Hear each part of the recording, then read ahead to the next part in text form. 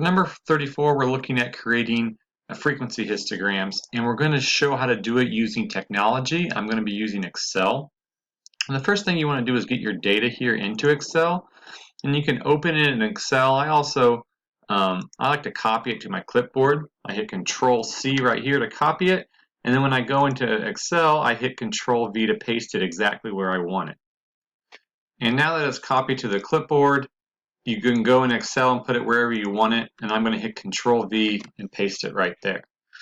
And I'm doing it right there so that I can put a label on it, and I'm just going to call it my data here. Now, in order to have Excel help us make these frequency histograms, we want to insert something called a pivot table. So come up to Insert in Excel, and Pivot Table is one of the options. And then you want to select the data that you're going to be using in your pivot table. And so I'm going to select my data with its title there that I gave it, and select all the way down to the bottom of your data. And just use your mouse.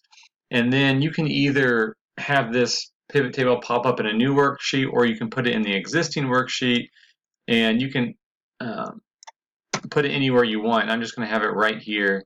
Wherever you click, that's where kind of the corner of the pivot table is going to go. And I'm going to hit OK. And something called a pivot table pops up there. And now what you want to do, all your columns of data would show up here, and we just have that one column actually called my data. And so notice that those options went away. If you click back in the pivot table, anywhere in the pivot table, they'll show back up. So the only column of data we have is called my data. You want to have that down here as your rows. And we're also going to use it as our values as well. So what it comes in as of the default here for my values is the sum of the data. So notice, first of all, how our data has all the numbers listed here that show up anywhere in our original data. So 1, 2, 3, 4, 5, 6. Notice there's no 7 because there was no 7 in our original data. There's also no 13. And it stops at 15 because 15 was the largest value. And so this sum here, like notice that 15 is summing to 30. That's because 15 is showing up twice. There's one right there, and there's another one at the bottom. The 3 sums up to 6 because 3 must be showing up twice. I'm trying to see if there's one that's more than twice. 8 sums up to 32 because there must be 4 8s in our data. So this isn't very convenient. What you want to actually do is right-click here in Value Field Settings. You could also do it over here, this drop, and yeah, Value Field Settings is right there. Instead of the sum, let's get the count, because that is what a frequency distribution, what we typically see is the count of how many times each data value shows up.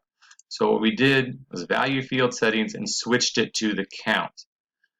And so now it's the count of all these different options. And so looking back at the original problem, we see that we went with 5, 10, and 20 classes. We want to create frequency histograms with those different numbers of classes. So let's actually come in here to Excel and figure out what the size of our classes should be for 5, 10, and then 20 classes.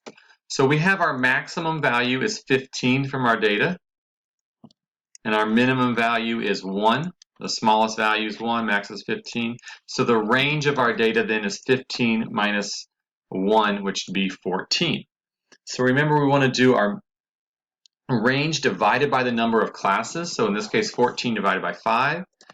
And you round up to the next most convenient value. So the whole number 3 is what we round up to if we had 5 classes. Now, if we wanted 10 classes, we take our range, 14 divided by 10, and 1.4 to round up to 2. So if we have 10 classes,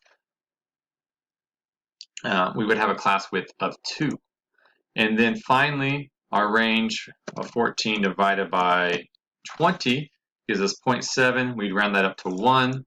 So we'd have a class width of 1 if we had 20 classes. Okay, so now let's watch Excel do some work here for us. if we want our class width to be 3, we come in here to our row of data, right click, and you can go down to group. And so we're going to start with our minimum value of 1, end at our maximum value of 15, and we want to type in that class width there. And notice how Excel then groups the data into our classes. You can verify you have the right class width because the lower limit goes up by 3 every time, which is what we wanted for when we had 5 classes. And you can see our 5 classes and how many are in each of the different classes. So our histogram, the height of the bars should be 6 for the first class, 5 for the second, 6, 5, and then a 3. And looking back at our answer choices, that's what we see right here. The first class has a height of 6 because there's 6 data entries in that class, and then we follow that pattern of 5, 6, 5, 3. So back here in Excel, if we're clicked anywhere inside of our pivot table, we can go up here to the Analyze tab, and then a pivot chart. Now, if you're not in the pivot table, that Analyze button isn't in there. So click in the pivot table, and then go to your Analyze tab, Pivot Chart. And we want to make a histogram, but that option actually doesn't work here. So we need to just do the column option, and Excel will create our column chart that follows that same exact pattern where we have our classes at the bottom and the height of each bar is following the frequency of each of the different classes. So 6, 5, 6, 5, 3. Now, if you want to actually make those bars touch like they're supposed to in a histogram, if you're clicking on the bars, you can format the data series. And over to the right now in Excel, and let me slide over here. There we go. The gap width, you'd want to just lower that down to 0%.